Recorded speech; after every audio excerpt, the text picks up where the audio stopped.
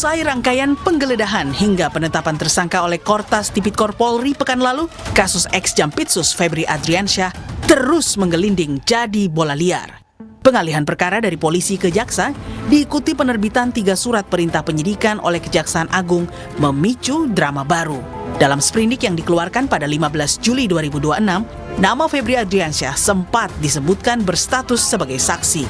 Padahal sebelum dialihkan telah ditetapkan polisi sebagai tersangka. Menuai polemik, beberapa waktu kemudian Kejaksaan Agung lalu meralat bahwa Febri tetap berstatus tersangka.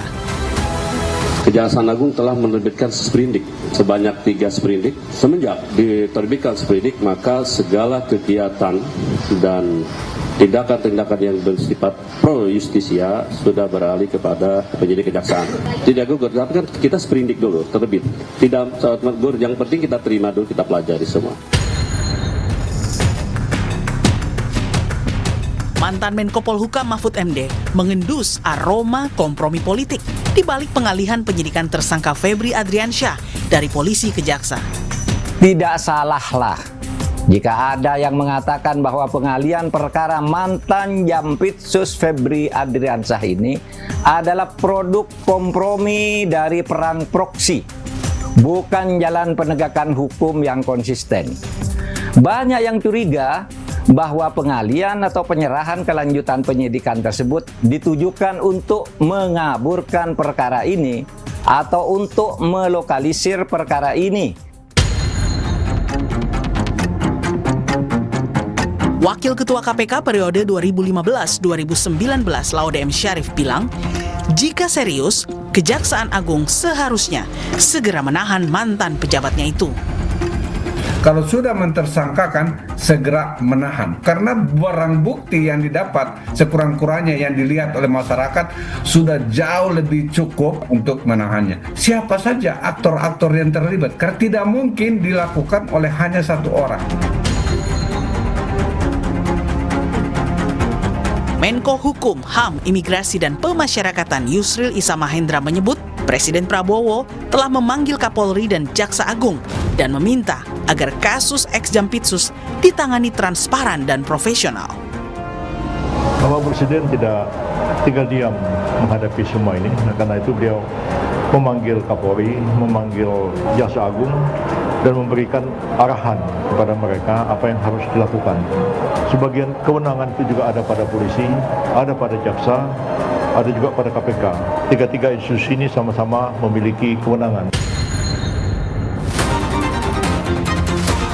Untuk menangani perkara mantan pejabat tingginya, Kejaksaan Agung membentuk tim khusus beranggotakan 9 jaksa yang pernah bertugas di KPK. Jumat siang, Don Rito, salah satu dari 2 tersangka yang telah ditetapkan polisi, dilimpahkan ke Kejaksaan Agung bersama barang bukti emas dan falas yang disita selama rangkaian penggeledahan di belasan lokasi. Don Rito bersama mantan Jampitsus Febri Adriansyah ditetapkan polisi sebagai tersangka 3 perkara korupsi, yakni pengadaan batubara PLTU, dugaan korupsi Asabri dan Jiwasraya, dan Krakatau Steel. Namun hingga perkara dialihkan polisi ke Kejaksaan Agung, Febri Adriansyah belum juga diperiksa dan ditahan.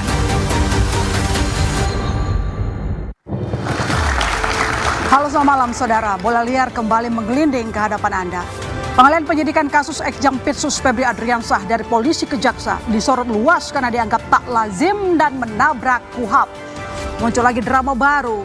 Nama Febri sempat dicantumkan sebagai saksi, bukan tersangka, dalam 3 surat perintah penyidik yang dikeluarkan Kejaksaan Agung. Belakangan berselang jam diralat, tetap jadi tersangka. Asal-usul 74 kg emas dan falas bernilai sekitar setengah triliun rupiah masih tetap misterius. Febri Adriansyah pun belum diperiksa, apalagi ditahan. Publik khawatir, sejumlah tokoh pun curiga konflik kepentingan polisi dan jaksa hingga isu pertarungan para godfather akan mengganjal penyidikan kasus ex-Jampitsus. Bahkan menutup peluang mengusut keterlibatan aktor lain yang lebih besar. Saudara, saya masih tertarik. Kita ulas bola liar kasus ex-Jampitsus dialihkan ke jaksa, perintah siapa? Malam ini kita kedatangan sejumlah narasumber yang akan membahas topik bola liar hari ini. Ada Boyamin Saiman, Koordinator Masyarakat Anti Korupsi Indonesia. Selamat malam, Bang. Bivitri Susanti, dosen STA Indonesia Jentera. Selamat malam Mbak Bivitri. Selamat malam. Abraham Samad, Ketua KPK 2011-2015. Halo Bang. Malam, Mbak. Jasman Panjaitan, Direktur Penyidikan Jampitsus Kejagung 2010-2011. Halo Pak Jasman. Edi Hasibuan, Penasihat Ahli Kapolri. Halo. Halo. Suparji Ahmad, Guru Besar Hukum Universitas Al-Azhar Indonesia. Selamat malam Pak. Halo Sobat, Rai Rangkuti, Direktur Eksekutif Lingkar Madani. Langganan beliau ini. Selamat malam. Selamat malam. Dan melalui Zoom kita sapa Ahmad Saroni, Wakil Ketua Komisi 3 DPR Fraksi Nasdem. Selamat malam Bang Saroni. Selamat malam semua, selamat malam.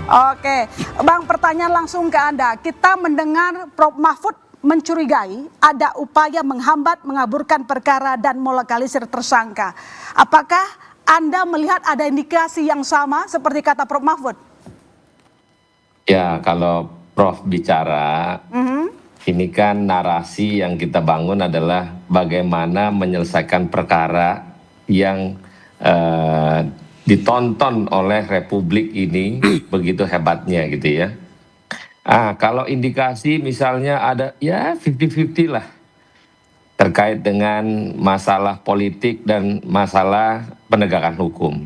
Tapi yang saya konsen sekarang adalah bagaimana penegakan hukum setelah pelimpahan daripada aspek yang sudah diberikan pada hari ini. Yang lebih menarik adalah bagaimana tanggapan dari seorang lawyer yang telah mendampingi terduga tersangka ya, yang sudah tersangka saat ini, membantah semua apa yang dilakukan oleh penyidikan sebelumnya oleh kepolisian. Nah, ini lebih menarik lagi karena keributan ini akan makin panjang. Semakin panjang penegakan hukum berlalu, semakin panjang daya politik yang ditonton oleh semesta alam Republik ini. Mari kita tonton selanjutnya. Jadi kalau menurut Anda sendiri kan ini dioper masalahnya ke kejaksaan itu di masa penyidikan. Sabtu kemarin Anda ke sana, Anda tidak melihat bahwa ini melanggar KUHAP seperti yang disampaikan oleh banyak orang? Ya, kan kalau ngomong melanggar KUHAP, aturannya kan masalah integritas antara kedua lembaga, baik dari kepolisian dan kejaksaan. Dan kalaupun akhirnya itu dilimpahkan ke kejaksaan karena ada hubungan yang memang lantaran keduanya untuk tidak sampai melebar kemana-mana, maka dilimpahkanlah itu barang ke kejaksaan. Atas perintah siapa sih sebenarnya ini barang misalnya? Nah, kalau ngomong perintah, atas perintah siapa? Dan merekalah yang berkomunikasi di antara keduanya. Dan keduanya yang bersamaan berbicara tentang bagaimana menyikapi situasi ini. Ya kita sebagai rakyat juga perwakilan rakyat, kita berharap proses penegakan hukum ini secara transparan, terbuka, akuntabel. Tidak ada urusan lagi politik ini. Ini Tidak ada politik unsur di luaran politik. jauh sekali. Oke, baik. Nanti saya ke Anda lagi. Saya ke Bang Boyamin. Ya. Anda sendiri melihat ketika kasusnya dioper ke kejaksaan, masih dalam proses penyidikan, ada pelanggaran atau tidak, terutama KUHAP? Ya, sebenarnya kalau KUHAP memang tidak melarangnya. Tapi KUHAP itu kan harus dijalani apa yang tertulis. Kalau penyidik itu menyelesaikan penyidikannya. Ketika selesai diserahkan kepada jaksa penuntut umum. Nah ini penyidik dilimpahkan penyidik di kejaksaan. Itu nggak ada presidennya, nggak ada tulisannya di KUHAP. Bisa dikatakan memang melanggar KUHAP. Kalau itu memang polisi misalnya menemukan handphone di sebuah gudang, diketahui ini ternyata nggak jelas, oh berarti penyelundupan. Maka karena polisi tidak berwenang itu dilimpahkan kepada penyidik pegawai negeri sipil di bea cukai. Itu ya gitu prakteknya. Karena memang dia tidak berwenang. Kalau berwenang sama berwenang ini memang belum pernah ada. Tapi memang ada yang mengatakan kalau tidak ada larangan berarti kan boleh. Kan itu. Terus ada tambahan lagi, ada kebutuhan misalnya gitu. Kayak kemarin penetapan tersangka belum ada pemeriksaan saksi. Dalilnya apa? Ya karena kebutuhan katanya begitu. Substansinya jadinya begitu. Padahal KUHAP ini kan suatu yang strict gitu kan. Suatu yang jelas tidak bisa dimaknai, tidak bisa boleh disimpangi gitu. Tapi ya udahlah, ini yang penting justru dengan proses ini ada hal yang suatu yang negatif. Karena saya tahu persis penggeledahan itu diurus hari Senin itu di ada yang mengatakan 12, bahkan saya tahunya 18 tempat.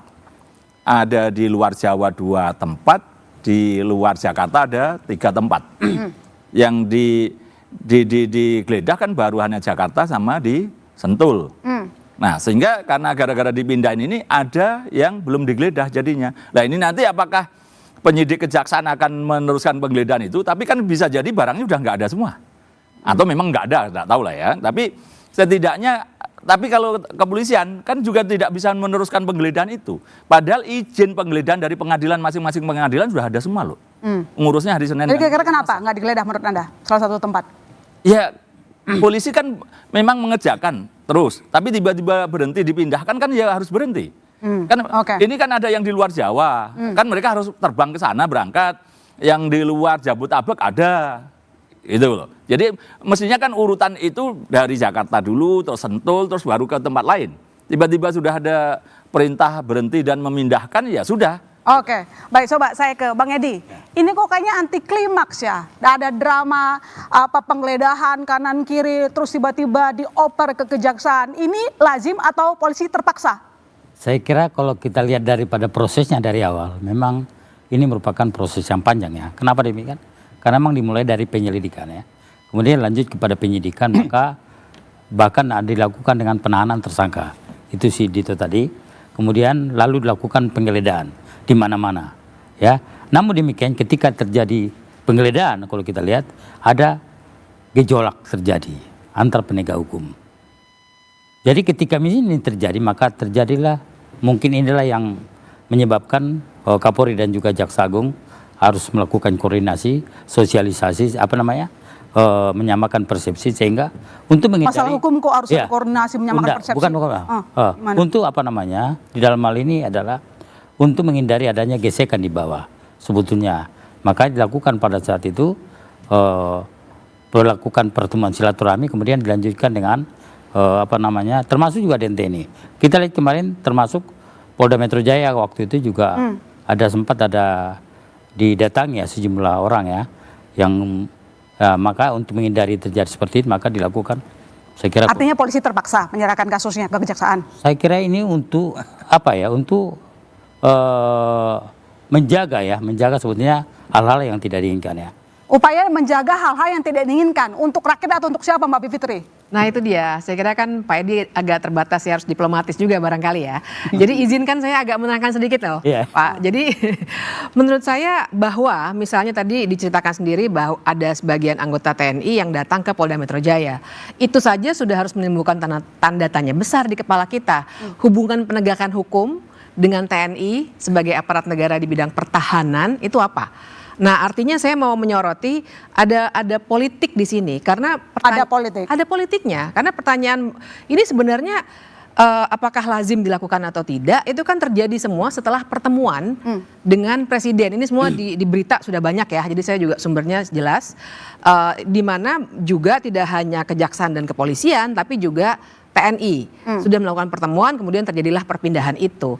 Jadi kalau saya ingin menyoroti ini highly political, ini bukan penegakan hukum biasa yang bikin melanggar KUHAP, saya setuju, ini melanggar KUHAP. Jadi ada upaya untuk melokalisir menurut Anda? Ada upaya untuk melokalisir dan membuat jangan-jangan kembali ini tujuan penegakan hukumnya untuk siapa? Benar tidak ini untuk mengungkapkan kepada warga apa yang tengah terjadi? Ini uangnya kita terkejut nih 74 kg emas dan lain sebagainya. Atau hanya ingin menghindari gesekan di bawah itu. Tujuan penegakan hukum apa sih? Apakah untuk supaya semuanya berdamai tidak ada gesekan atau kita mau mengungkap kasus korupsi seterang-terangnya? Nah ini yang saya kira uraiannya harus dibaca dengan pertemuan dengan presiden 2 kali ya dalam catatan media kan, Kamis di Danantara, kemudian Jumat atau Sabtu begitu ya. Nah setelah itu ada perpindahan, bahkan polisi tidak bisa melanjutkan penggeledahan karena tiba-tiba dipindah. Kemudian barang buktinya harus diserahkan juga kepada kejaksaan. Nah buat saya ini sangat tidak lazim, tidak ada presidennya.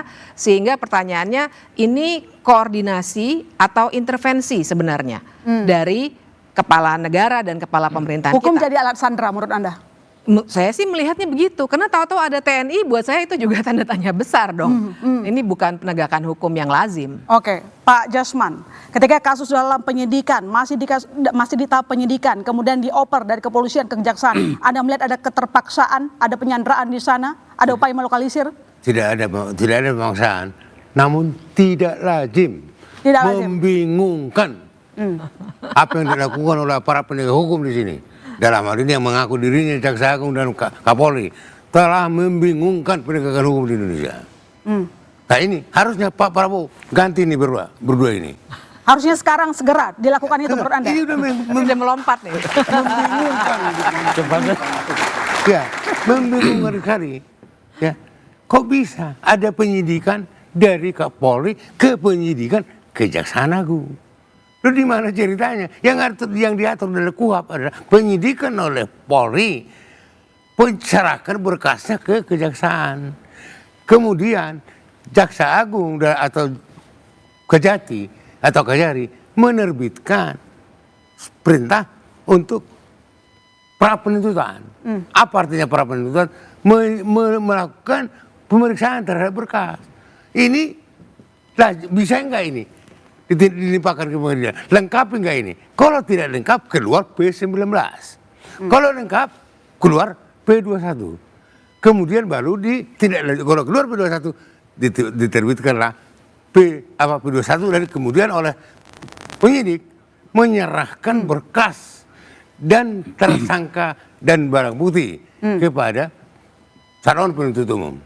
Penuntut umum kemudian membuat surat dakwaan melimpahkan ini ke pengadilan. Jadi kalau bisa sampai belok seperti ini atas perintah siapa, Pak? Saya nggak tahu siapa. Yang bisa mengotak-atik hukum seperti ini siapa? Ya sebenarnya saya nggak berani mengatakan siapa. Yang pasti ini tidak lazim. Tidak lazim. Harusnya Presiden bertindak. Presiden bertindak. Jaksa Agung, Kapolri, tertib kalian. Harusnya begitu. Oke, Bang Samad, kira-kira kalau menurut pandangan Anda, kenapa ini bisa belok dari kepolisian terus dipindahkan ke kejaksaan? Ya, saya mau jawab ini karena ini menarik. Ada mundur kembali sedikit. Waktu saya ketua KPK pernah terjadi namanya sedikit gesekan ketika KPK menangani kasus Kokor Lantas yang melibatkan 2 jenderal polisi pada saat itu ya. Yang disebut pada saat itu cicak buaya versus 2. Pada saat itu ada kegaduhan lah begitu, kegaduhan yang cukup kuat antara polisi dan kejaksaan. Pada hari itu kita sudah melakukan penggeledahan separuh, sudah dilaksanakan, tapi ada ruangan yang tidak bisa kita geledah pada saat itu karena polisi tidak mengizinkan pada saat itu. Kemudian gaduh lah.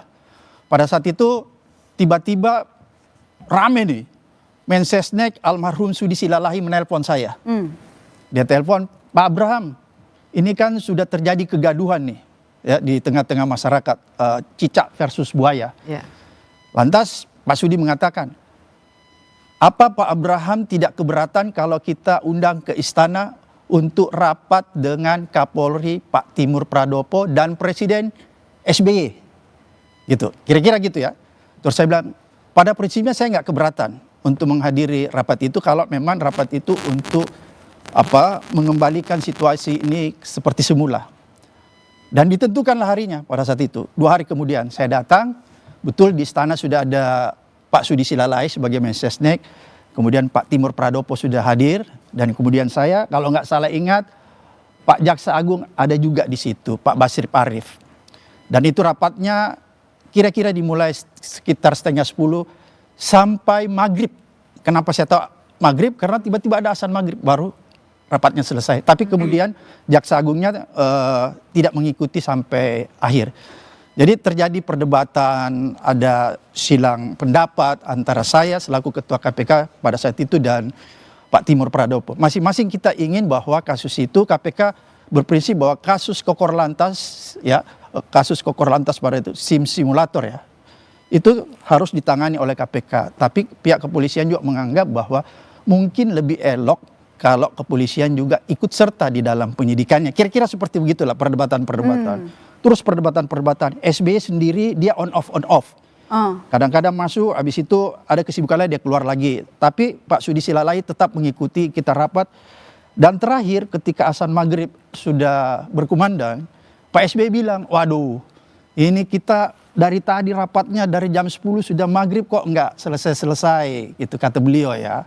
Oleh karena itu selaku Presiden Republik Indonesia, mungkin ada baiknya saya memberikan petunjuk-petunjuk, saran-saran. Mudah-mudahan ini bisa diterima kedua belah pihak.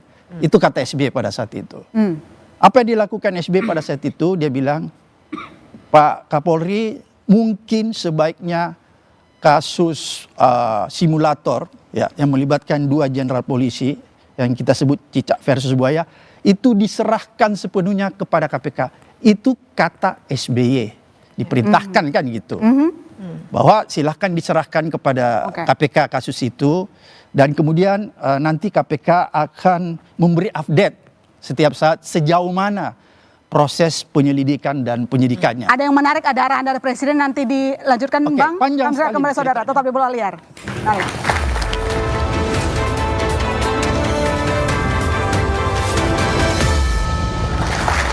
Ya, Bang Rama Samad, silakan dilanjutkan. Kasus yang dulu ada perintah Presiden dalam tujuan. Ya, jadi sebenarnya gini ya, SBY pada saat itu meminta kepada Kapolri untuk memberikan keleluasaan kepada KPK menangani kasus itu secara utuh. Sehingga proses termasuk penggeledahan harus diberi ruang. Kira-kira seperti itu ya. Dan setelah selesai, KPK juga disampaikan juga, Pak SBY juga menyampaikan kepada KPK pada saat itu, karena pada saat itu kan masyarakat membuat yang namanya tameng ya, Mbak Putri ya, tameng di kantor KPK. Saya diminta oleh Pak SBY untuk sepulangnya dari istana, tolong menyampaikan kepada masyarakat ya bahwa ini sudah selesai dan rakyat diminta untuk tidak lagi memberikan tameng di kantor KPK supaya tidak menimbulkan kegaduhan. Kira-kira begitulah. Dan setelah rapat itu selesai, Pak SBY bilang, nanti saya akan jumpa pers, silahkan Pak Timur, Pak Jaksa Agung mendampingi saya. Pada saat itu saya minta izin kepada Pak SBY, Pak, saya ini bukan bagian dari eksekutif. Jadi mungkin lebih elok kalau saya nggak perlu hadir di jumpa pers itu. Biarkanlah saya hargai Pak Kapolri dan Pak Jaksa Agung yang mendampingi Pak Presiden sebagai bagian dari eksekutif. Kalau kita kan lembaga independen, wah menarik, Pak Bram silahkan pulang. Saya pulanglah, dan betul malamnya Pak SBY melakukan jumpa pers. Itu bisa diklik tuh, masih ada jejak digitalnya. Dia menyampaikanlah dalam jumpa pers itu bahwa kasus simulator SIM ya Kokor Lantas pada saat itu diserahkan, gitu perintahnya, diserahkan sepenuhnya kepada KPK untuk selanjutnya melakukan proses penyidikan dan lain-lainnya. Kira-kira seperti itu. Dan alhamdulillah dari keputusan itu besoknya kita melakukan penggeledahan sudah lancar. Waktu hari pertama itu kan kurang lancar. Saya ingat bulan Ramadan itu sampai saya harus sahur di di Kokor Lantas di Gatot Subroto ya pada saat itu. Jadi saya masih ingat betul pada saat itu. Dan setelah ada pengumuman dari Presiden, kita udah bisa melakukan penggeledahan dengan bebas. Dan setelah itu ya, hasil penggeledahannya kita bawa ke kantor, dan kasus itu berlangsung ya, berjalan dengan baik tanpa adanya goncangan setelah perundingan itu. Oke, jadi artinya di sini Anda ingin menegaskan bahwa arahan Presiden itu harus ada saat itu untuk menghindari konflik antara dua atau kegaduhan antara dua. Betul sekali. Tapi saya ingin garis bawahi bahwa tidak semua kasus itu kita bisa bandingkan apple to apple, karena kalau yang ini apple to apple nggak? Konteksnya berbeda ya. Karena menurut saya mungkin ada hal-hal lain yang dianggap oleh Presiden memang dia harus turun tangan dan lain sebagainya. Saya nggak tahu kalau dalam hal ini, kalau misalnya Pak Prabowo menganggap ada hal lain yang harus diselesaikan, saya nggak tahu karena saya nggak ada di dalamnya. Tapi pada saat itu saya bisa bercerita secara detail karena saya terlibat di dalamnya, sehingga saya tahu betul bahwa itu ada arahan dari Presiden. Jangan-jangan misalnya kasus ini juga mirip-mirip seperti itulah. Nanti saya ke Bang Samad lagi. Sementara Mbak Fitri, saya coba ke Bang Rey dulu. Bang Rey, jadi dalam kasus ini menurut Abang sendiri, apakah memang diperlukan arahan Presiden untuk menghindari kegaduhan seperti kasus yang lalu diceritakan oleh Bang Samad? Ya saya tidak tahu, tapi jangan-jangan arahannya ya ini, seperti yang sekarang ini. Seperti membingungkan, kata Pak Jasman tadi ya. Nggak ada yang membingungkan mestinya dalam proses hukum. Nggak ada yang nggak jelas dalam proses hukum. Jadi kalau ada yang membingungkan, ada yang nggak jelas, ya Presiden yang harus mempertegas jelas itu. Oleh karena itu kalau ditanyakan, kan kita tadi misalnya masih ragu-ragu, ini dilimpahkankah atau nama dioper alih. Nggak jelas kalau di kalimat pertama disebut dilimpahkan oleh polisi ke kejaksaan. Itu bunyi dari konferensi persnya kan. Dan itu pula bunyi yang dikutip oleh hampir semua media massa. Nggak ada bahasa lain kecuali disebut di situ pelimpahan. Dan oleh karena itulah semua orang berpikir kasus ini udah P21. Disitulah muncul pertanyaan, sejak kapan yang namanya ex Jampitsus ini diperiksa oleh polisi, kok tiba-tiba paginya tersangka, siangnya atau sorenya sudah dilimpahkan ke kejaksaan gitu. Jadi setelah mulai ribut itu, mulailah ada koordinasi dengan presiden. Kan ada koordinasi dengan presiden. Kesimpulannya, kasus ini diserahkan kepada kejaksaan. Oleh kejaksaan, kita mulai lagi dari nol. Kan kira-kira gitu tuh. Belum, Jampitsus, ex-Jampitsus dikatakan belum ditetapkan sebagai tersangka meskipun kemudian dikoreksi sesudahnya gitu. Nah, apa yang kita bisa baca dari situ? Hanya ada satu kemungkinan. Bahwa dilakukan tanda kutip perdamaian. Siapa memfasilitasi perdamaian itu? Ya pemerintah. Jadi kalau disebut apakah ini perintah siapa? Ya saya kira ini adalah perintah. Perintah siapa? Perintah dari atasan dua institusi ini. Siapa atasan dua institusi ini? Presiden. Presiden menginginkan kasus ini dibawa ke kejaksaan seperti yang ada saat ini gitu. Nah, apakah asumsi kita ini benar? Apakah asumsi kita ini tepat? Itulah tugasnya Bung Sahroni. Bung Sahroni itu ngambang, nggak jelas tadi ngomong mau nyebut apa. Dia bahkan lebih tidak pengamat dari seorang pengamat pun gitu loh. Bung kita pengamat aja mengatakan ini kalau ada dua institusi yang di bawah presiden melakukan tindakan hukum yang mengambang, yang tidak jelas, yang membingungkan setelah bertemu dengan presiden, asumsi pertamanya itulah hasil rapatnya. Tapi apakah asumsi ini benar? Tugas Bung Sahroni untuk menyatakannya. Oke, Bang Sahroni silakan dijawab. Benar ada perintah presiden untuk mendamaikan kedua pihak, termasuk kemarin ada ke Kejagung. Itu isinya. Terima kasih Bang Rey. Masalah diperintah langsung kan saya tidak di dalam istana. Jadi asumsi Bang Rey tadi menyampaikan dari cerita Bang Samad, langkahnya sepertinya benar. Harus ada kepala negara untuk menyelesaikan masalah dua institusi tersebut. Nah, karena dua institusi tersebut sudah diberikan arahan kemungkinan oleh kepala negara, maka kedua belah pihak antara Kapolri, Jaksa Agung bisa saja didudukkan bersama untuk melakukan koordinasi.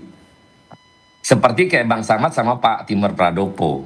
Dan akhirnya lah ini ke kejaksaan. Tapi yang saya konsen sekarang, mungkin kita semua, dari semua yang nonton ini, bagaimana kita mengawasi sama-sama proses perkara. Kalaupun ada kekurangannya, masalah KUHAP kah atau masalah lain, pasti ada kekurangannya. Tapi sekarang kita konsentrasi, kita awasi proses ini, kita lihat ini bagaimana dia melakukan kerja-kerja secara transparansi. Bung Sahroni, saya sudah minta. Boleh saya ini sedikit, Bung Sahroni. Boleh. Ya, inilah bagian yang kita lakukan. Yang sekarang mau kita tanyakan itu, mengapa ada proses yang membingungkan? Mengapa ada proses yang tidak jelas? Jadi nggak mungkin kita bicara ke depan karena sebelumnya itu sudah ada persoalan. Jangan kita bicara ke depan dulu. Kita selesaikan dulu nih. Mengapa ada pengalihan ambil alihan kasus dari kepolisian kepada kejaksaan? Apakah yang bersangkutan sudah pernah diperiksa polisi apa tidak? Apakah barang-barang yang dinyatakan milik saudara tersangka ini benar-benar miliknya atau tidak, asli atau tidak? Karena kita mendengar sekarang misalnya emas itu juga akan diperiksa oleh FBI soal keasliannya. Dan seterusnya gitu. Ini kita selesaikan dulu sebelum kita bicara ke depan. Termasuk salah satunya siapa yang membuat kedua institusi ini tanda kutip berdamai dengan cara yang seperti sekarang ini yang membingungkan. Maksud saya kita semua ngawasin, tapi secara formalnya tentu Komisi 3 lah yang harus menanyakan ini kepada setidak Menkumham, setidaknya Menteri kepada Kapolri, setidaknya Kejaksaan, jika penting juga menanyakan Presiden. Apakah Presiden membiarkan proses hukum yang membingungkan ini terjadi, bukan tegas seperti yang pernah dilakukan oleh Pak SBY. Pak SBY mengatakan, Pak Polisi, ya saya harap Anda tidak ikut serta di dalam proses ini, berikan sepenuhnya kepada KPK untuk melakukan pengawasan. Itu tegas, jelas, nggak ada yang abu-abu dalam situ. Jadi, terima kasih Bang Rey. Gini ya, sepertinya kalau kita berharap kepada ketentuan aturan misalnya, kita nggak bisa apple to apple antara Presiden Prabowo Subianto dengan Pak Susilo Bambang Yudhoyono. Case-nya pun pasti beda. Tapi karena ada situasi yang mungkin saya bukan dalam orang istana, tapi saya sebagai pengawas dari mitra kerja sebagai pimpinan Komisi 3 menyampaikan secara langsung bahwa kedua belah pihak, baik polisi dan kejaksaan, bersama-sama mereka membicarakan ini sebelum proses memberikan pelimpahan. Kan kalau ngomong pelimpahan yang tadi Pak Bang Rey bilang, oh harusnya udah kayak seperti P21. Ini tidak. Dia menyerahkan itu sepenuhnya kepada kejaksaan. Biarlah kejaksaan yang meneruskan proses penyidikan lebih lanjut. Yang sekarang kalau ngomong misalnya si kejaksaan dia bingung. Pertama masih bilang saksi, tahu-tahu diralat. Akhirnya jadi tersangka lagi. Nah, diawali tadi saya sampaikan, ini menarik karena akan jadi tontonan lebih panjang.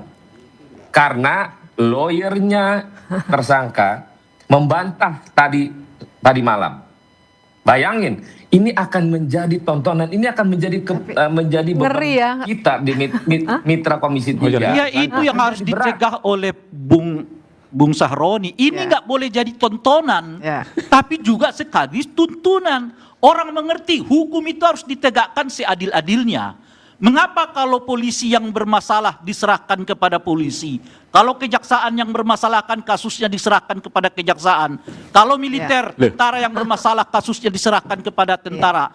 Tapi kalau rakyat sipil yang bermasalah, 3 institusi ini bisa datang bersama-sama loh. Kan Anda maksud saya Bung Sahroni justru yang harus menegakkan prinsip-prinsip penegakan hukumnya sebagai wakil rakyat. Harus tegak, polisi, kalau Anda salah kok polisi yang tangani. Kalau jaksa yang salah, jaksa yang tangani. Kalau tentara yang salah, tentara yang tangani. Kenapa kalau rakyat biasa yang salah, polisi nanganin, jaksa nanganin, kadang-kadang tentara juga ikut nanganin gitu. Iya, jadi kayak kita dikerubungi oleh 3 institusi gitu. Ya, jadi sebenarnya saya juga hadir di sini justru untuk melawan pandangan itu, Bang Sahroni. Ini tidak boleh jadi tontonan, ini penegakan hukum. Nah, perbedaan terbesar antara Pak SBY dengan Pak Prabowo Subianto hari ini adalah 2 hal. Pertama, waktu itu Pak SBY tetap pegangannya KUHP dan Undang-Undang Tipikor. Jadi ingat, peran kepala negara dan kepala pemerintahan bagaimanapun dia bisa mendudukan 2 institusi bersama-sama, pegangannya tetap mesti hukum. Dan KUHP itu tidak boleh ditafsirkan, itu penting sekali dalam penalaran hukum. Dan kemudian yang kedua bedanya adalah Pak SBY menerangkan kepada warga waktu itu, jumpa pers, menerangkan situasinya dan tetap tegak pada KUHP dan Undang-Undang Tipikor. Nah hari ini kan nggak ada keterangan apa-apa, tiba-tiba dipindah aja, tiba-tiba cipika-cipiki antara kepala kepolisian dengan jaksa agung. Yang buat rakyat ini yang jadi bertanya-tanya, dan saya setuju dengan Bung Rey bahwa pada akhirnya Komisi 3 lah yang harus bertanya atau mempertanyakan dengan keras sebenarnya, karena pegangannya harus KUHP. Kalau udah melanggar KUHP artinya ada yang salah dengan Jadi cara Komisi 3 tidak menjalankan perannya menurut Anda? Buat saya nggak menjalankan, malah mengajak kita untuk menonton sama-sama. Buat saya itu keliru sekali. Oke, coba saya ke Prof. Suparji kalau gitu. Prof, kalau disampaikan tadi oleh Bang Abraham Samad di zamannya Pak SBY ketika dilimpahkan kasus ke KPK, lalu kemudian yang sekarang menurut Anda apakah lazim dilakukan pengalihan di masa penyidikan tapi disebut-sebut melanggar KUHP? Ini sudah agak liar lagi bolanya. Apa? Karena udah satu visi kayaknya. Saya berbeda lah ya. Pertama, kita perspektif secara sosiologis ya. Ada pengalaman, kasus Asabri itu dari Polri dilimpahkan ke kejaksaan. Real itu, faktual itu. Dan jaksa berhasil membongkar yang luar biasa kan. Dan waktu tidak dipersoalkan. Jadi clear secara historis, secara sosiologis, ada fakta seperti itu. Dan kedua, dulu juga ada dari kejaksaan dilimpahkan pada polisi, kasus Kemayoran. Oke. Jadi secara sosiologis ada dasarnya. Terus yang kedua, kaitannya dengan norma KUHP mana yang kemudian dilanggar. Pasal 58, 59 KUHP yang baru mengatur koordinasi antara penyidik, penuntut, ya, sejak praadjudikasi. Sudah ada proses koordinasi tersebut. Jadi, dari secara historis, secara yuridis, ada norma yang mengatur tentang itu. Demikian pula di Undang-Undang KPK, pasal 10A juga mengatur bahwa KPK bisa mengambil alih suatu perkara dengan berbagai persyaratan. Clear di situ. Jadi pengambil alihan juga bisa dilakukan oleh KPK. Dan Kejaksaan Agung ini pada konteks tindak pidana korupsi adalah kedudukannya sebagai penyidik yang kemudian menindaklanjuti penyidikan yang dilakukan oleh polisi. Oke. Dalam konteks ini sebetulnya yang terpenting adalah bagaimana memastikan kekhawatiran-kekhawatiran itu tidak terjadi. Karena dalam konteks perspektif KUHP, perspektif sosiologis, dan perspektif filosofis sebetulnya yang paling mendasar. Yaitu bagaimana mengungkap perkara ini menjadi terang benderang, siapa yang kemudian harus bertanggung jawab, harus dimintai pertanggungjawaban. Bisa begitu, Prof. Ini kan orang menyampaikan bahwa bisakah jeruk makan jeruk? Ini kita lakukan saat ini proses bagian dari itu. Maka dengan tim 9, alumni-alumni KPK, harapannya itu kan sebagai salah satu jaminan. Supervisi KPK, monitoring DPR adalah sebagai jaminan untuk itu.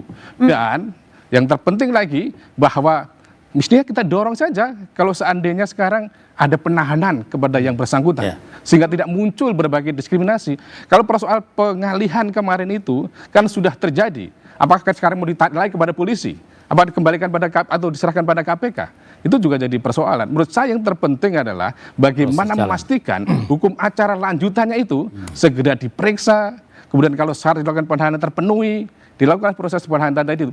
Dan kemudian apakah ada kontribusi presiden? Ya tentunya presiden sangat berkontribusi bagaimana proses penegakan hukum itu tidak kontraproduktif dengan proses jalannya pembangunan, yang bagaimana jaksa, bagaimana polisi sebagai alat eksekutif adalah memastikan bagaimana proses hukum itu juga berkontribusi terhadap bagaimana program-program yang dilakukan. Jadi kaitannya dengan penanganan perkara ini, ya, menurut saya adalah sudah terjadi faktanya kan, fakta hukumnya sudah terjadi lagi, kecuali mau ada yang pra-peradilan, Bang Bunyamin misalnya, pengalian perkara ini di pra-peradilan kan. Sudah didaftarkan, Prof. Sudah didaftarkan, objek pra-peradilannya apa? Tidak termasuk objek peradilan, apakah upaya paksa?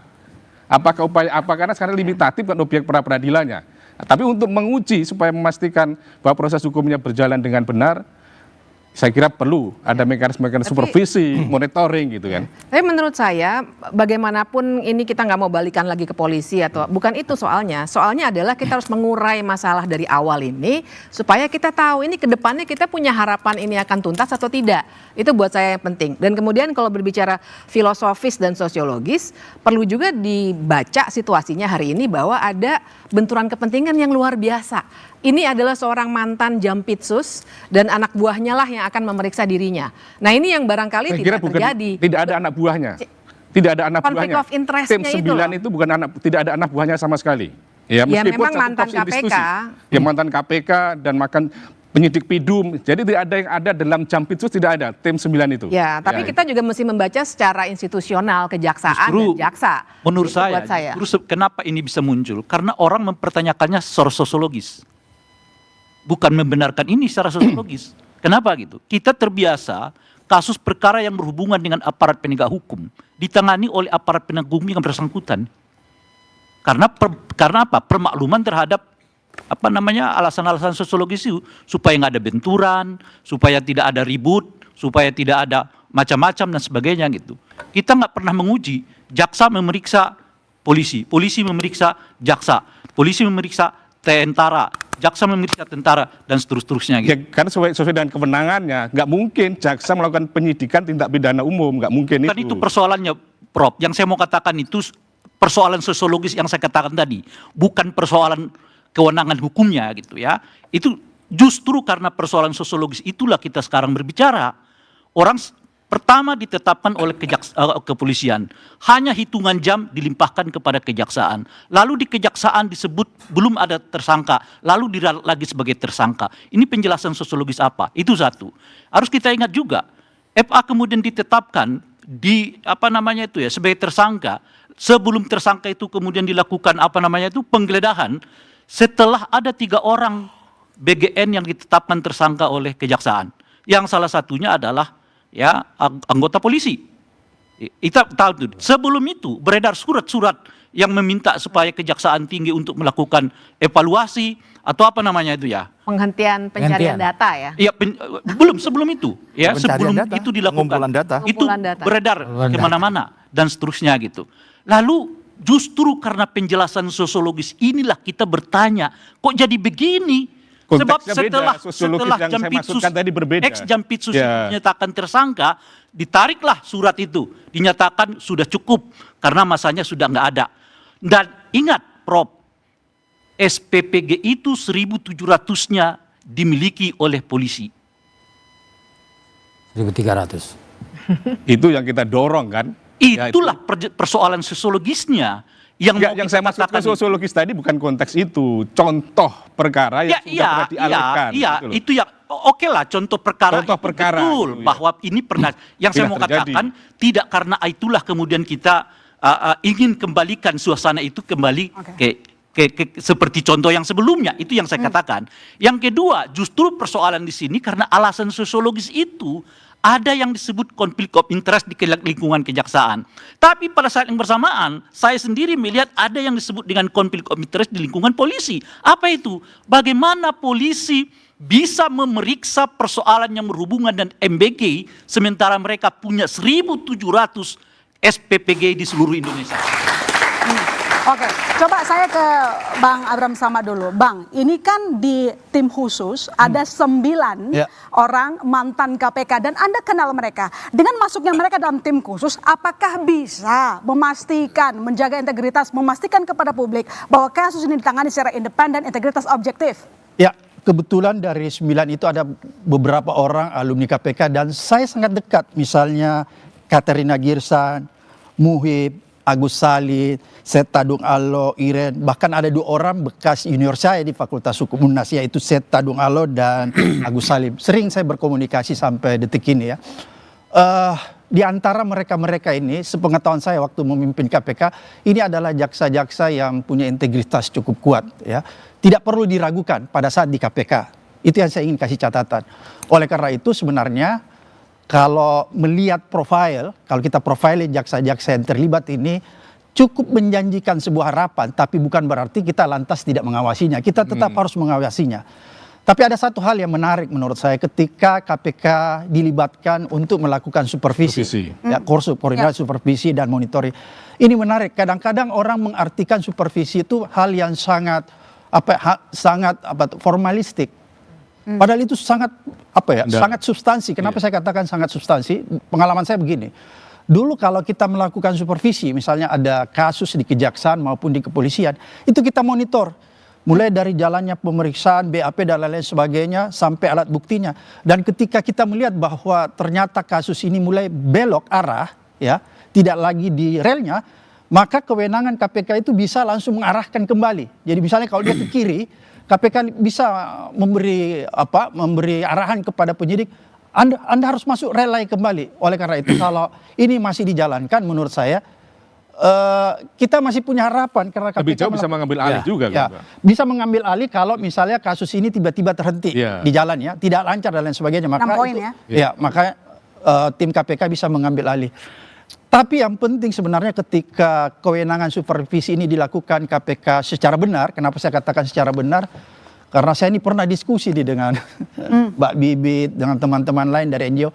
Kan KPK sekarang ini agak beda Mbak Bibit ya. Beda sekali. Beda sekali. Oleh karena itu kalau ada orang bilang, jangan kalau lupa saya Bang Abraham, perkara ini dilaporkan KPK loh akhir 2024, tapi no respon. Oke, oleh karena itu kalau ada wacana, oleh karena itu kalau ada wacana yang bilang sebaiknya kasus ini dilimpahkan kepada KPK, saya sendiri sebagai orang KPK dan pernah memimpin KPK, saya agak ragu. Kenapa Anda ragu? Karena ragu, Bang? Jawaban saya KPK sekarang bukan KPK dulu lagi. Apa bedanya, Bang? Oh banyak, mulai dari kewenangannya, ya eksistensi kelembagaannya. Kalau dulu kan dia independen. Kalau sekarang KPK itu jelas-jelas dalam undang-undangnya di bawah rumpun eksekutif, walaupun dalam tupoksinya dalam hal penegakan hukum dia tetap independen. Kemudian yang kedua, kalau kita lihat banyak kasus-kasus di KPK yang menurut hemat saya itu menimbulkan pro kontra juga di tengah-tengah masyarakat ya, sehingga kalau saya ditanya secara pribadi, tapi saya bisa salah ya, silahkan saya dikritik. Oke. Saya tidak terlalu bahagia juga kalau misalnya diserahkan kepada KPK. Tapi Oke. kalau KPK menjalankan fungsi supervisi, mengawasi, monitoring, saya sangat setuju. Oke, Dia pasti- baik. Tambahnya Coba saya begini ke, loh, Bang. tambahnya begini, kemarin waktu diajak jumpa pers di Polda, Ya, nggak mau datang. kan sudah dikirim 2 orang atas dasar permintaan dari polisi. Ya. Ada surat tugas dari pimpinan KPK. Tapi di saat jumpa pers, 2 deputi itu kabur loh malah. Nah, itu. Gimana? Kita berharap gimana? Makasih. Lanjut. Jadi maksudnya apa? Mereka Jadi kabur artinya apa? nggak perlu juga KPK. Ada kan? intervensi maksudnya? Supervisi Enggak, itu. justru KPK-nya menurut saya malah jiper. Perkaranya kok besar gini, diajak jumpa pers. Jiper. Oke, Ketakutan baik. dia. Coba ke Pak Jasman. Ini mantan pimpinan KPK saja tidak yakin kalau kasus ini ditangani oleh KPK. Anda yang kita beberapa kali bertemu, Anda malah sangat menuntut bahwa kasus ini ditangani di KPK. Ya, itu lebih bagus. Ditangani Supaya KPK. tidak terjadi tadi ini antara Kapolri dengan Jaksa Agung, itu aja. Sebenarnya pengangkatan yang 9 orang ini juga yang disebutkan oleh Pak Abraham sama juga percaya independen. Sebenarnya bukan masalah independen. Yang independen itu Jaksa Agung. Jaksa Agung itu adalah penuntut umum tertinggi. Ya. Harusnya dia bertanggung jawab. Anak buahnya ini adalah perrekser. Apa artinya perrekser? Ya, perpanjangan tangan Jaksa Agung. Siapapun yang menangani perkara ini adalah perrekser. Itu. Nggak perlu kita ragukan. Kalau soal itu. Jangankan yang 9 orang ini. Anak kemarin sore yang saya akan ngajar di PPJ. Yang di PPJ aja bisa saya bikin menyidangkan perkara ini. Bisa. Gak ada masalah. Persoalannya sekarang, kenapa harus begini gitu loh. Kenapa? Ini yang jadi persoalan. Makanya banyak masyarakat bertanya-tanya, ada apa? Mau dibawa kemana ini perkara? Itu. Igan. Jadi siapa yang bisa membawa arah, Pak? Apakah Anda yakin nanti tim dari mantan KPK bisa didengarkan oleh Jaksa Agung? Jadi kalau kembali ke KUHAP, ya sudah, periksa aja dulu. Nanti kalau misalnya menurut jaksa kurang tidak memenuhi persyaratan, tetap juga tidak memenuhi persyaratan, Kapolri atau dalam hal ini penyidik mengatakan optimal, nggak bisa lagi menambah alat-alat bukti, maka Kejaksaan Agung penyidik itu yang benar. Itu menurut KUHAP. Menurutku, Saya ada sedikit Mbak ya. Saya melihat perkara ini menjadi domain publik ya. Ya. Semua orang sudah mengomentari. Iya, Jadi iya. alangkah buruknya, alangkah celakanya kalau penyidik ini bermain-main. Menurut Iya. saya itu pertama. Ya. Kemudian yang kedua, setelah tidak saya mungkin. melihat penggunaan pasal TPPU, ya, karena kan dia perkara pokoknya itu kan korupsi. Kemudian Sabri. di Atau TPPU kan. TPPU kan. Pengalaman saya kalau aparat penegak hukum sudah menggunakan TPPU, maka menurut hemat saya kasus ini, pengalaman saya bisa jadi salah, kasus ini pasti berada di rel yang sebenarnya. Kenapa? Ketika kita menggunakan pasal-pasal TPPU itu sulit sekali kita merekayasa. Ya. Karena kenapa? Di situ akan kelihatan tuh ada follow the money, follow the suspect. Akan kelihatan tuh uang itu lari kemana gitu. Siapa-siapa yang mendapatkan. Kemudian kelihatan juga tuh ada yang disebut gatekeeper. Gatekeeper itu baik institusi maupun perorangan. Orang-orang inilah yang menyamarkan hasil uang-uang gelap itu. Itu kelihatan kalau kita menggunakan TPPU. Oleh karena itu menurut saya ada satu hal yang positif menurut saya ketika kasus ini menggunakan TPPU. Karena kenapa? Ketika undang-undang perampasan aset belum disahkan, belum ada di negeri kita, maka satu-satunya cara, satu-satunya jalan untuk melakukan aset recovery harus lewat TPPU. Ya. Tanpa menggunakan TPPU, maka aset recovery itu nggak bisa. Sabar dulu Pak Abraham, sabar dulu. Jangan buru-buru berprasangka baik dulu ke depan. Oke. Kenapa saya katakan begitu? Lah di awalnya aja udah masalahnya seperti ini. Oke. Gimana nggak terang benderangnya semua orang melihat apa yang disebutkan tadi sebagai sesuatu yang membingungkan, sebagai sesuatu yang tidak jelas. Bukannya pakar hukum loh. Bahkan kita, saya kira juga kawan-kawan mahasiswa terbengong-bengong melihat persoalan Kalau saya tidak hukum yang saat bingung, ini. saya bisa memberikan penjelasan. tidak bingung. Iya. Oke. Masyarakat umumnya itu. Jadi oleh karena itu jangan kita dulu berprasangka baik. Telanjang sangat apa yang terjadi dalam konteks 1 minggu ini. Oke, Tadi sangat pilihannya kan telanjang. gini, Nanti Mbak. lanjutkan Bang Rey, tetap bersama kami di Bola Liar, saudara.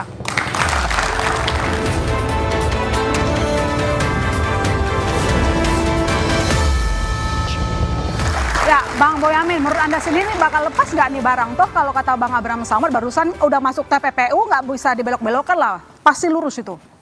Iya. Bukan pasti. Kalau saya lebih jauh lagi, kan kecurigaan ini kan tetap perlu, itu loh.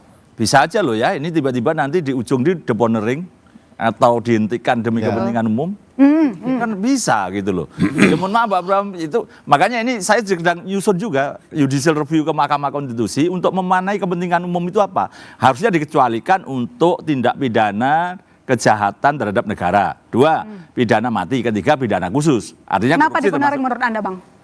Kenapa ujung-ujungnya nanti ada celah diponaring menurut Anda? Celahnya apa? Kan ada presiden, karena Bang Abraham sama dulu di deponering, mereka nuntut sama. Kan bisa. Padahal kalau dia kan hanya urusan KK, kartu penduduk itu ya kecil lah, mesti harus di deponering kalau itu gitu loh. Tapi maksudnya ini tidak, kalau istilahnya kekebalan jaksa itu kan dulu harus izin semua jaksa agung tertulis. Nah kemarin 2025 juga sudah diuji dan dikabulkan. Dulu saya 2013 menguji itu ditolak karena memang niatnya saya membantu Pak Antasari Azhar. Bahwa kekebalan bahwa Pak Antasari diperiksa polisi tidak ada izin jaksa agung. Harusnya batal semuanya, kan gitu. Akhirnya memang memperkuat itu. Tapi kemarin 2025 diuji dan dikabulkan bahwa pemeriksaan jaksa tanpa izin jaksa agung untuk pidana yang seumur hidup, mati. Kedua, kejahatan terhadap keamanan negara dan pidana khusus. Nah, nanti saya ini memang harus cepat-cepat maju ke MK untuk memanai kepentingan umum supaya nanti tidak di deponering ini kasus ini karena pidana khusus termasuk korupsi.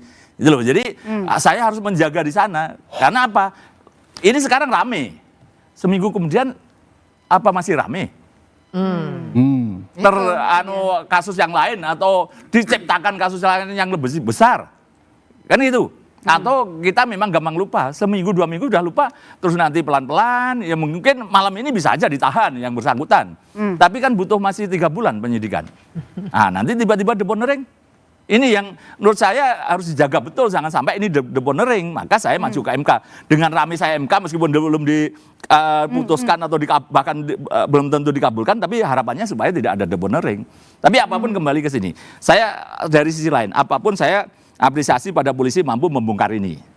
Untuk menemukan barang kayak begitu itu tidak mudah. Ternyata dan kemudian ada sapu kotor begitu kan ya harus kita apresiasi polisi. Nah sekarang kita tambah supaya kita mengapresiasi Kejaksaan Agung, maka ini harus diproses cepat, ditahan dan dibongkar semuanya gitu loh. Itu esensinya kan di situ.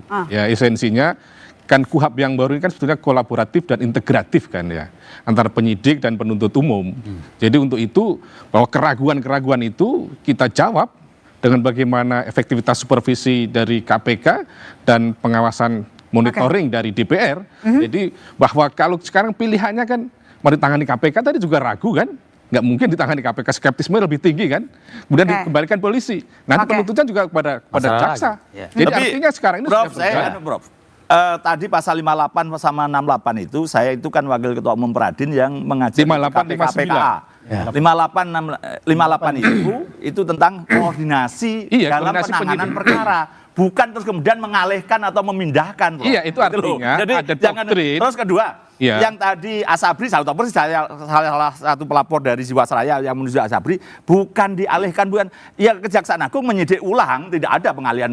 Kemayoran juga begitu, polisi ya menyidik lagi berdasarkan informasi. Artinya ada proses koordinasi antara dua institusi tadi. Waktu itu juga tidak ada koordinasi, akhirnya karena Asabri itu tidak bisa ditangani polisi, tapi Kejaksaan Agung menangani karena terusannya Jiwasraya, Prof. Gitu. Oke, baik, coba saya ke Bang Rey. Bang Rey, kalau dilihat dalam kasus ini banyak yang menyebut adanya pertarungan Doporos ataupun Godfather. Anda melihat hal demikian?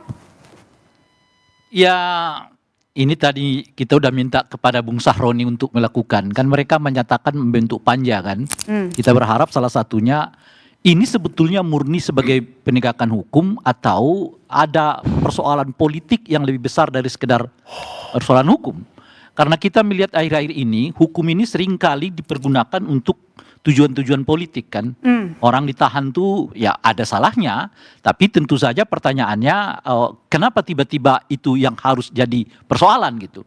Sebagai contoh misalnya begini, kita lagi kalau pendekatannya sosiologis ya, kita ulangi lagi dulu kronologinya. Kejaksaan menahan 3 orang, salah satunya adalah bintang 1 ya. Bintang 2 anggota Polri, oke.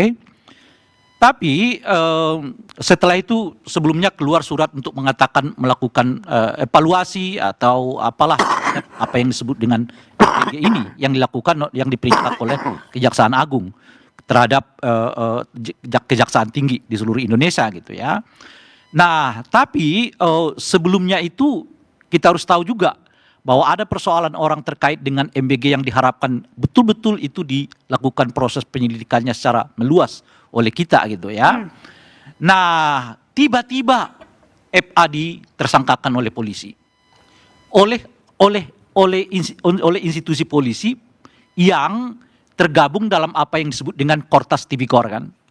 Kita cek ulang kembali.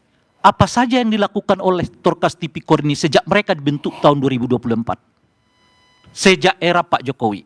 Kortas Tipikor ini era Pak Jokowi ya, dibentuk ya. Benar. Sejak era Pak Jokowi dibentuk. Saya baca-baca, mungkin 1-2 kasus aja saya temukan. Kortas Tipikor itu yang tangani. Menarik kan secara sosiologis? Kortas Tipikor yang dibentuk oleh Pak Jokowi 2000. Banyak, tapi mereka tidak terbiasa mempublikasikan. Saya nggak tahu. Ya, saya kan baca sesuai dengan yang saya tahu kan. Ya, pagar laut itu mereka itu. Saya tidak tahu, makanya saya baca dengan yang saya. Jadi sejak 2024 dibentuk oleh Pak Jokowi, ya kan, tiba-tiba muncul kasus yang besar dan menghebohkan, tapi juga dengan proses yang begini cepat yang dilakukan oleh Kortas Tipikor. Di luar itu, yang saya tuliskan 2 kalau masuk itu 3 kasus yang mereka tangani. Apa yang mau kita baca dari peristiwa ini? Lagi-lagi secara sosiologis loh ya, bukan secara hukum gitu. Apa yang mau kita katakan dari peristiwa ini gitu? Nah ini yang kalau Anda sebut tadi misalnya, ada nggak bobot politiknya? Saya sih melihat bobot politiknya gede banget nih. Tapi untuk memastikan bahwa ada persoalan politik di sini, kita minta Bung Sahroni untuk segera memanggil baik Kapolri, Kejaksaan. Jika penting, ya terus masuk di dalamnya Menteri Hukum. Dan kalau memang ada dianggap persoalan politik besar di dalam sehingga terjadi carut-marut politik ini, saya kira anggota DPR punya hak untuk memanggil presiden. Oke, baik. Kang Sahroni, silakan dijawab tantangannya. Anda berhak memanggil presiden. Terima kasih. Kalau untuk memanggil itu memang haknya kita sebagai mitra di Komisi 3, Bang Rey.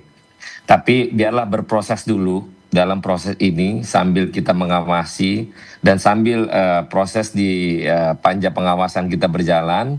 Setelahnya nanti akan kita ketahui bagaimana langkah dan apa yang akan dituju. Yang Bang Rey tadi sampaikan, adakah langkah misalnya adakah langkah politik yang besar yang mengarungi mereka ini atau tidak. Tapi yang kita harap sekarang ini adalah kita awasi sebegitu besarnya, karena kita akan DPR juga akan melaksanakan masa reses, tapi tidak luput kalau memang proses ini lambat, maka kita harus bergerak inisiatif untuk memanggil mereka, bertanya kepada mereka sampai di mana dan prosesnya apa yang berkelanjutan untuk dihadapkan kepada publik. Mungkin Bang Sahroni, jadi menurut Anda tadi disampaikan oleh Bang Rey, ini mengandung dimensi politik yang sangat kuat. Kemudian muncul liar isunya di publik bahwa ada adu kuat 2 Godfather. Ya, kalau ngomong masalah adu kuat kan memang beredar di mana-mana nih. Si A backingannya si B, si C backingannya si A. Tapi kita harap dalam proses penegakan hukum ini kita abaikan dulu itu masalah urusan ada Godfather lah siapalah itu. Tapi bagaimana kita mengawasi proses ini jangan sampai kita terlena dan lengah. Kita pengen proses ini berakhir tanpa deponering yang tadi. Oke, coba Bang Edi, menurut Anda ini sebenarnya murni kasus hukum atau memang adu kuat 2 Godfather? Saya melihat bahwasannya ini adalah murni masalah hukum ya. Dan kalau misalnya ada yang mengkait-kaitkan antara ada masalah di MBG ya, kemudian dengan kasus, saya kira tidak ada masalahnya, tidak ada kaitannya. Kenapa demikian? Karena kemarin juga kita lihat Kapolri juga sampai sangat tegas ya, bahkan tidak mau mencampuri urusan yang dilakukan oleh Kalau Kejaksaan memang Agung. murni Ya. hukum, Ya. tapi tiba-tiba dialihkan dalam proses penyidikan ke kejaksaan, kenapa? Itu yang menimbulkan pertanyaan di publik. Ya. Ini kan tadi saya sampaikan bahwasannya ini semata-mata dilakukan kan untuk menjaga adanya konflik antar lembaga penegak hukum.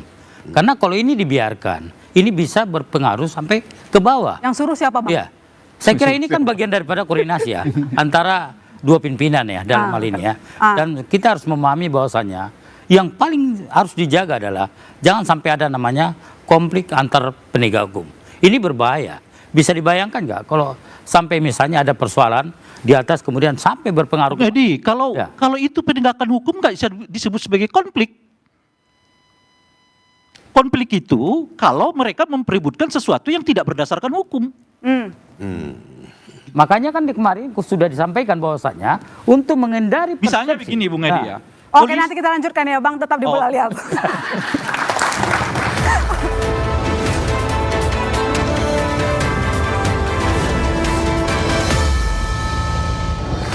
Mbak Bivitri, jadi sebenarnya hukum bisa dikompromikan nggak kalau didengar tadi alasan dari Pak Edi? Nyatanya hukum memang sudah dikompromikan menurut saya.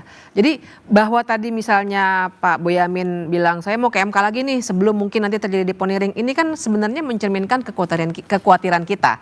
Karena ini bukan yang pertama kali loh. Jangan lupa dalam kasus yang lain tentu saja, tapi bacaan bahwa hukum itu bisa dimanipulasi bisa kelihatan. Misalnya kasus-kasus di mana kasusnya Tom Lembong, kasusnya Hasto Kristianto dan lain sebagainya.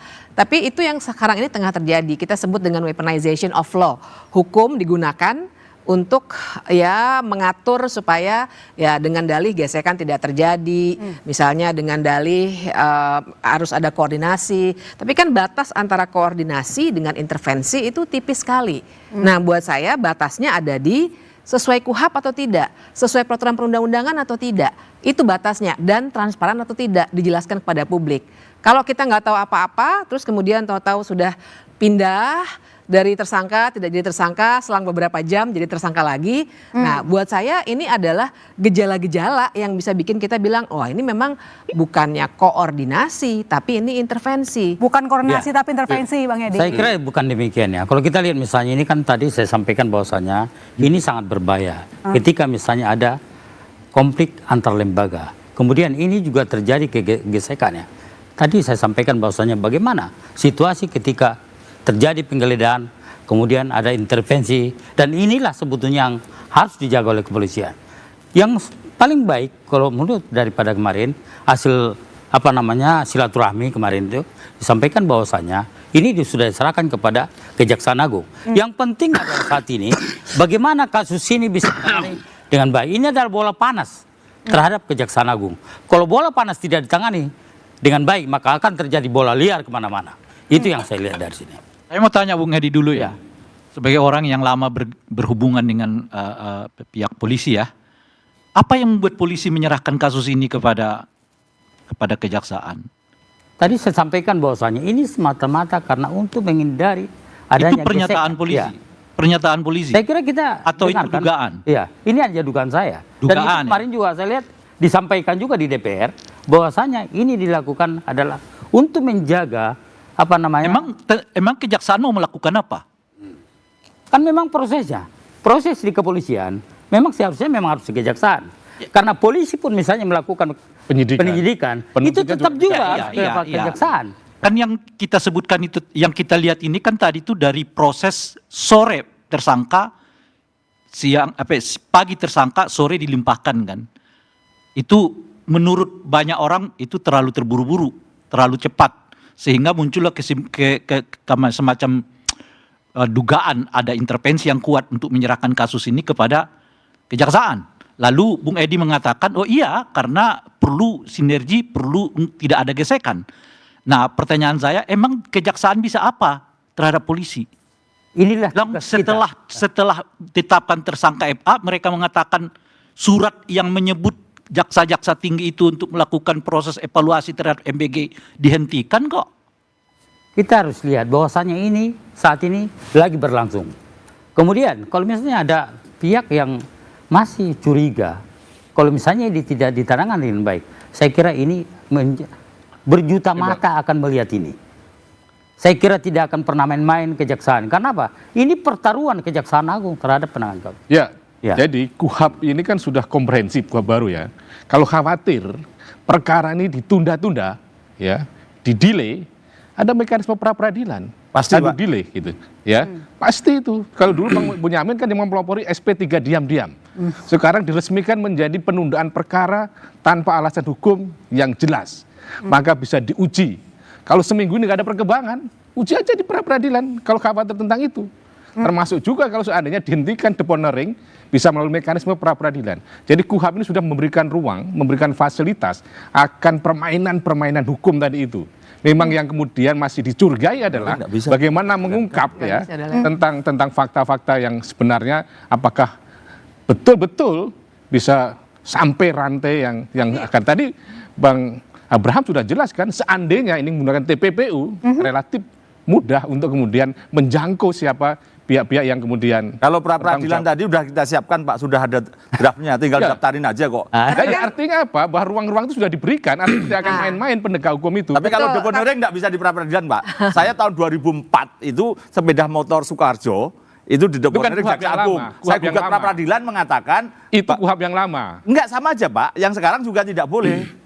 Karena itu menjadi kan bisa dikonstruksikan pengertian perkara dengan alasan kepentingan umum tadi kan bisa dikonstruksikan sebagai dalil. Makanya. Ya makanya itu tapi ada kalau ruang. deponering tidak bisa digugat pra-peradilan. Artinya kalau dihentikan tanpa alasan hukum yang jelas, misalnya kepentingan umum yang nggak jelas tadi itu, kan bisa juga di pra-peradilan kan gitu loh. Tapi saya pengen meletakkannya kembali ke rel kita deh. Kan memang ada ruang betul. Tapi kenapa akhirnya harus dibebankan lagi ke masyarakat sipil? Kita lagi Pak Boyamin kayak atau siapa saja harus menggugatnya. Karena kita nggak percaya terhadap proses hukum tadi, maka masyarakat sipil hadir di situ. Harusnya kan semua harusnya itu penegak tugasnya hukum negara Pak, nggak perlu saya capek-capek Pak, gitu loh. Begitu maksudnya. Iya.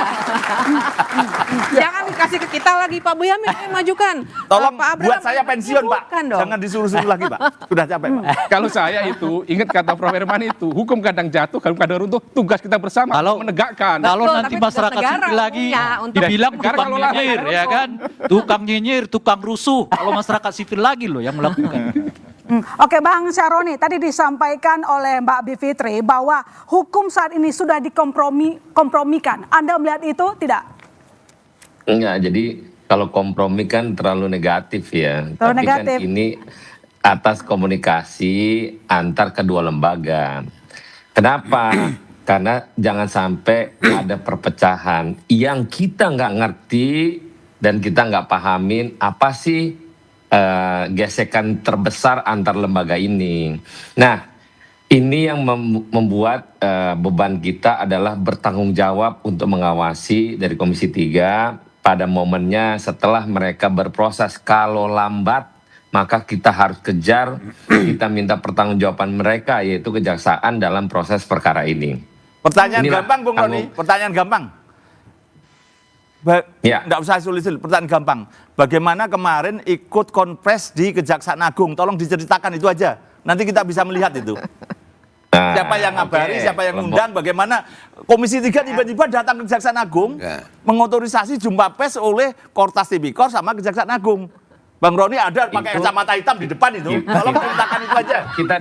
Kita datang menghampiri kejaksaan bersama dengan Kortas Tipikor untuk memberikan kedua lembaga ini bahwa memang tidak ada problem apa-apa. Secara logika kita menengahi para kedua lembaga ini dan disampaikanlah secara langsung itu. Kenapa? Karena kalau tidak dilakukan proses menyampaikan yang diduga sekarang menjadi tersangka itu, maka itu yang harus disampaikan kemarin pada saat kontes. Bukan itu Bang Roni, yang saya tanyakan prosesnya. Siapa yang undang, siapa yang ngajak, tiba-tiba rajin banget itu loh. Ini loh yang saya tanya itu aja. Ini tiba-tiba hampir semua pimpinan Komisi 3 datang ke Kejaksaan Agung loh. Itu maksud saya itu aja. Kalau diundang Kompas TV seperti biasanya rajin amat gitu loh. Siapa yang ordinir? Kalau nanti Bang kalau diundang oleh Kapolri datang, diundang Kompas TV malah Zoom. Baik, Bang Syaroni yang terjawab tetap bersama kami di Bola Liar, saudara.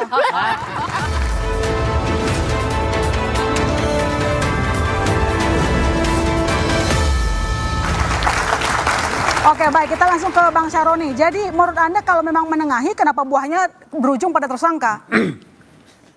Jadi menengahi dalam artian gini, supaya di ruang publik tidak dianggap keributan ini semakin terlalu dalam ya. Jadi kehadiran kami itu adalah berkoordinasi bersama-sama. Bersama-sama datang sebelum press conference itu bersama-sama kita duduk.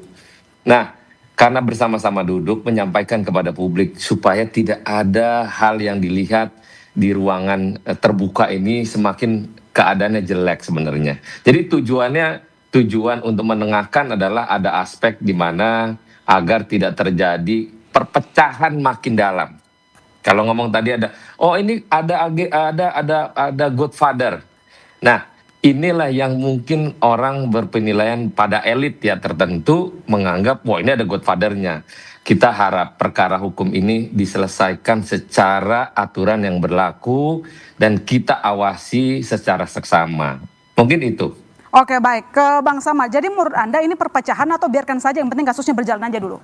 Saya melihat begini ya, bahwa gesekan antara kepolisian dan kejaksaan itu sebenarnya sedang dinikmati dan di-remote oleh oligarki hitam. Kenapa saya katakan begitu? Karena dulu ketika KPK menangani kasus-kasus yang berkaitan dengan sumber daya alam, itu